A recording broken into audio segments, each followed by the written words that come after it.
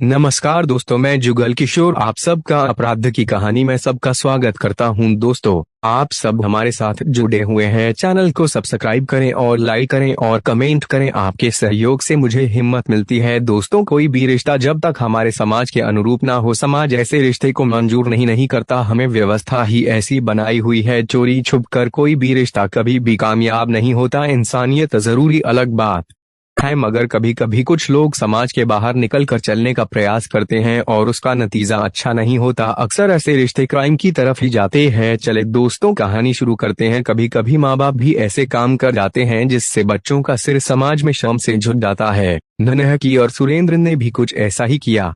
फिर माँ नन्हकी को सजा देने के चक्कर में मिथिलेश एक ऐसा अपराध कर बैठा कि बात 15 अक्टूबर 2017 की है। हलिया के थाना प्रभारी विनोद दुबे कहीं जाने के लिए ऑफिस से निकलने वाले थे। उसी समय इलाके का चौकीदार उनके पास पहुंचा। उसने बताया, सर, मटिहारी जंगल के पनहिरवा नाले में 2 लाशें पड़ी हैं, जिसमें एक लाश किसी महिला की और दूसरी किसी आदमी की है। 2 से 2 लाशें मिलने की बात सुनते ही थाना प्रभारी के कदम वहीं के वहीं रुक गए। वह तुरंत जीप से उतरकर चौकीदार से लाशों के बारे में कुछ और जानकारी लेने लगे। के बाद थाना प्रभारी जिस जगह के लिए रवाना होने वाले थे, वहां जाने का कार्यक्रम उन्होंने स्थगित कर दिया और पुलिस टीम के साथ उस जगह की तरफ निकल पड़े जहां लाशें पड़ी थीं। चौकीदार को भी उन्होंने जीप में बैठा लिया। कुछ ही देर में उनकी जीप पनहिरवा नाले के पास पहुंच गई। चौकीदार जंगली झाड़ियों के बीच पथरीली राहों से होता हुआ जंगलों पहाड़ों से होकर बहने वाले नाले के उस स्थान पर पहुंच गया जहां से वे लाशें साफ साफ दिख रही थीं। चौकीदार अंगुली से इशारा करते हुए बोला, देखिए साहब, वे हैं दोनों ही लाशें। थाना प्रभारी विनोद दुबे ने देखा तो नाले के किनारे झाड़ियों से लगी 2 अर्धनग्न लाशें पानी पर तैर रही थीं, जिनमें से एक के शरीर पर कपड़े के नाम पर ब्लाउज और पेटीकोट तथा दूसरे पर बनियान व लंगोट था। दोनों का चेहरा भी झुलसा हुआ दिख रहा था। तब तक वहां कुछ चरवाहे भी आ गए थे। उनकी मदद से थाना प्रभारी ने दोनों लाशों को नाले से बाहर निकलवाया। फिर लाश मिलने की सूचना उच्चाधिकारियों को देते हुए आवश्यक कार्रवाई में जुट गए। जंगल के नाले में 2 लाशें मिलने की सूचना आसपास के गांव वालों को हुई तो कुछ ही देर में वहां लोगों की भीड़ जुटने लगी। लाशों का निरीक्षण करने के बाद पता चला कि उन पर किसी धारदार हथियार से वार करने के बाद उन्हें जलाने की कोशिश की गई थी। इससे उनका चेहरा झुलस गया था, इसीलिए वहां मौजूद कोई भी व्यक्ति उनकी शिनाख्त नहीं कर सका। लाश देखकर लग रहा था कि दोनों की हत्या शायद 2 से 3 दिन पहले की गई होगी। लाशें नाले में इसलिए फेंकी होंगी ताकि बहकर कहीं दूर चली जाएं, लेकिन वे नाले के किनारे झाड़ी में फंस गईं। पुलिस ने उन चरवाहों से भी पूछताछ की, लेकिन वे भी कुछ नहीं बता पाए। बहरहाल, पुलिस के सामने एक बड़ा सवाल यह था कि वे दोनों कौन और कहां के रहने वाले थे तथा किन परिस्थितियों में उनकी हत्या की गई थी। इन तमाम सवालों का जवाब पाने के लिए थाना प्रभारी ने आसपास का गहनता से निरीक्षण किया तो नाले से कुछ ही दूरी पर बरगद के पेड़ के नीचे एक चूल्हा मिला। चूल्हे के पास में ही तेल ही शीशी और शराब की खाली बोतलें मिलीं। वहां रखे एक भगोने में पके हुए कुछ चावल भी थे। इससे यह अंदाजा लगाया गया कि वहां पर खाना पीना भी हुआ था। पास में ही झाड़ियों के बीच एक साइकिल पड़ी दिखी। जहां साइकिल पड़ी थी, उसके आसपास की मिट्टी खून से सनी हुई थी। कुछ मीटर की दूरी पर इंसानी कलेजा दिखाई दिया, जिसे देख पुलिस भी सिहर उठी। घटनास्थल का मौका मुआयना करने के बाद पुलिस ने कयास लगाया कि इन दोनों की हत्या के पीछे शायद प्रतिशोध की भावना रही होगी। पुलिस इसी दृष्टिकोण पर आगे बढ़ने की सोच ही रही थी कि तभी एक युवक हांफता हुआ वहां आया और आदमी के शव को देखते ही दहाड़े मारकर रोने लगा। बाद में उसने बताया कि वह लाश उसके चाचा सुरेंद्र बहादुर सिंह की है। वह हलिया वन रेंज के कंपार्टमेंट 3 में बतौर वन रक्षक तैनात थे। उसने बताया कि 13 अक्टूबर से ही चाचा का कोई पता नहीं चल पा रहा था। युवक ने यह भी बताया कि जिस महिला की लाश मिली है, वे हलिया थाने के मगरदा मटिहिरा गांव की नन्हकी देवी उर्फ घिरजिया है। यह वन विभाग में ही दिहाड़ी मजदूर के रूप में काम करती थी। दोनों शवों की शिनाख्त होने पर थाना प्रभारी विनोद दुबे ने थोड़ी राहत की सांस ली। घटनास्थल की कार्रवाई निपटाने के बाद थाना प्रभारी ने दोनों शवों को पोस्टमार्टम के लिए भिजवा दिया। उसी दिन संजय सिंह की तहरीर पर पुलिस ने अज्ञात के खिलाफ भावनवे की धारा 302(200) के तहत रिपोर्ट दर्ज कर ली। इसके बाद पुलिस आगे की कार्रवाई में जुट गई। एसपी आशीष तिवारी ने इस दोहरे हत्याकांड को खोलने के लिए थाना प्रभारी विनोद दुबे के नेतृत्व में एक पुलिस टीम बनाई। टीम में अदलहाट के थाना प्रभारी विजय प्रताप सिंह, इंटेलिजेंस विंग के प्रभारी रामस्वरूप वर्मा, स्वाट टीम प्रभारी मनोज कुमार ठाकुर, एसआई रामजी यादव, कांस्टेबल ब्रिजेश सिंह, वीरेंद्र कुमार सरोज, संदीप राय, रजनीश सिंह, संतोष कुमार यादव आदि को शामिल किया गया। इस घटना के बाद पूरे क्षेत्र में सनसनी फैल गई थी। वन कर्मियों में भय व्याप्त हो गया था। पुलिस जहां दोनों की हत्या के खुलासे में जुटी थी, वहीं दोनों की हत्या को लेकर क्षेत्र में तरह तरह की चर्चाएं भी होने लगी थीं। आशंका जताई जा रही थी कि दोनों की हत्या कहीं प्रेम प्रपंच को लेकर तो नहीं की गई। वहीं कुछ लोगों का यह भी मानना था कि वन रक्षक सुरेंद्र जंगल में काफी लंबे समय से काम कर रहा था। उसे अवैध खनन, वन भूमि पर कब्जा करने, तेंदुपत्ता तोड़ने वालों या जंगली जानवरों का शिकार करने वालों के बारे में अच्छी खासी जानकारी थी। सो कहीं ऐसा तो नहीं कि उसकी हत्या इन्हीं में से किसी ने कराई हो।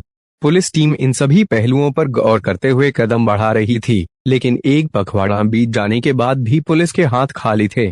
पुलिस टीम के हाथ कोई ऐसा सुराग हाथ नहीं लग पाया जिससे जांच आगे बढ़ सके। करीब 1.5 महीना बीतने के बाद भी पुलिस को निराशा ही मिली थी। पुलिस ने दिन रात एक करके हर एक छोटे बड़े पहलू पर गौर किया। इतना ही नहीं, पुलिस जंगलों की हर एक गतिविधि पर भी ध्यान गड़ाए हुए थी।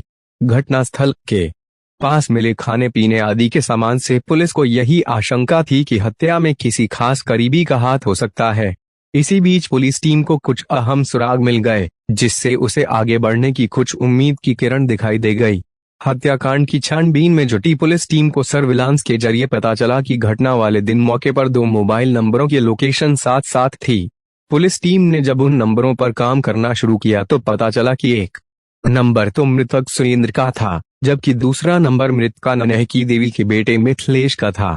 पुलिस ने मिथिलेश की कॉल डिटेल्स निकाली तो पता चला कि उसकी लक्ष्मण कोल नाम के व्यक्ति से भी बात हुई थी। इसके बारे में पता किया गया तो जानकारी मिली कि लक्ष्मण कोल नन्ही देवी का समधी, बेटी का ससुर था, जो हलिया थाने के ही गांव पोखड़ौर में रहता था। बस फिर क्या था, पुलिस टीम ने बिना देर किए दोनों के घरों पर दबिश दी। मिथिलेश तो नहीं मिला, लेकिन पुलिस ने 25 दिसंबर 2017 को लक्ष्मण कोली को पोखड़ौर के हरा जंगल की नहर पुलिया के पास से गिरफ्तार कर लिया। थाने लाकर जब उससे पूछताछ की गई तो पुलिस के डर से उसने स्वीकार कर लिया कि सुरेंद्र और नन्हकी की हत्या में उसके अलावा नन्हकी का बेटा मिथिलेश भी शामिल था।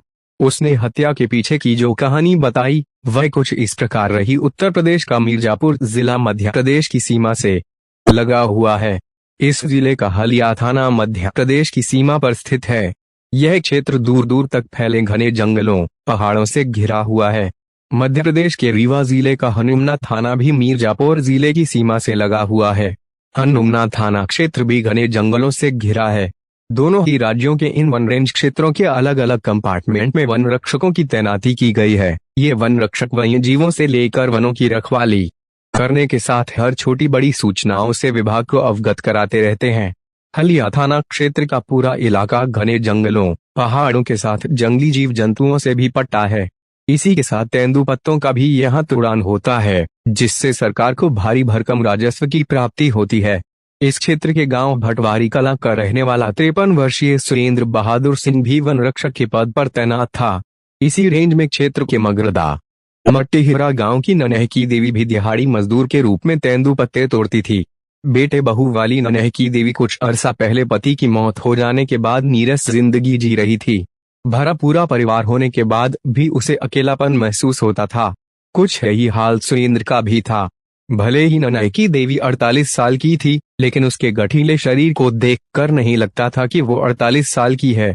जंगलों में काम करने के दौरान वे सुरेंद्र सिंह के काफी करीब आ गई थी। इसमें सहायक बना जंगलों का एकांत, जहां कोई रोकने टोकने वाला नहीं था। दोनों में नजदीकियां बढ़ी तो दिलों के साथ देह का भी मिलन होते देर नहीं लगी। दोनों का दैहिक मिलन हुआ तो अक्सर जंगल में ही उनका खाना पीना भी होने लगा था। यह बात धीरे धीरे गांव में फैल गई। गांव वालों के जरिए यह बात नन्हकी के बेटे मिथिलेश के कानों तक भी पहुंच गई। पहले तो उसे इस पर विश्वास नहीं हुआ कि उसकी मां ऐसा कर सकती है, लेकिन बाद में मिथिलेश ने अपनी मां के बारे में उड़ रही अफवाहों पर ध्यान देना शुरू किया तो कानों सुन्नी बातों में उसे सच्चाई नजर आने लगी। मां की वजह से पूरे गांव में परिवार की बदनामी हो रही थी। मिथिलेश ने इस बारे में मां को समझाने की कोशिश की पर वे नहीं मानी तो मिथिलेश ने एक योजना बना ली। अपनी और परिवार की इज्जत का वास्ता देते हुए उसने अपनी बहन के ससुर लक्ष्मण कोल को भी अपनी योजना में शामिल कर लिया। लक्ष्मण गांव पोखरौर में रहते थे। योजना के मुताबिक मिथिलेश ने 13 अक्टूबर 2017 को जंगल में बहन के ससुर के साथ मिलकर दावत के बहाने अपनी मां के अलावा सुरेंद्र सिंह को भी बुला लिया। अपनी मां से मिथिलेश ने मछली पकवाई। वह शराब पहले से ही ले आया था। मिथिलेश की मां भी शराब पीती थी। लक्ष्मण ने अपनी समधिन नन्हकी और उसके प्रेमी सुरेंद्र को खूब शराब पिलवाई जबकि खुद कम पी। नन्हकी और सुरेंद्र जब नशे में हो गए तो सुरेंद्र पनहिरवा नाले के किनारे बरगद के पेड़ के नीचे लेट गया। उसे पेड़ के नीचे लेटा देख मिथिलेश ने पीछे से फावड़े से उसकी गर्दन पर वार किया।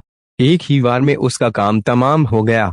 उसकी चीख सुनकर नन्हकी वहां से चिल्लाते हुए जान बचाने की गरज से भागने को हुई तो मिथिलेश और लक्ष्मण ने उसे पकड़कर गिरा दिया।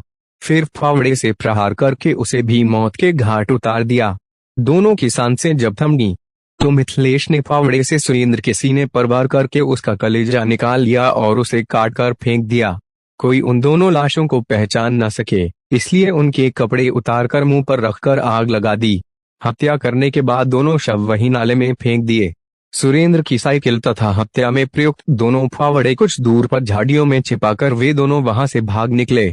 पुलिस के अनुसार घटना के दूसरे दिन जब सुरेंद्र अपने घर नहीं पहुंचा तो परिजनों ने उसकी तलाश शुरू की, लेकिन कोई पता न चलने पर वे लोग नन्हकी के घर भी गए, क्योंकि कई बार देर हो जाने पर सुरेंद्र नन्हकी के घर जाकर रुक जाता था।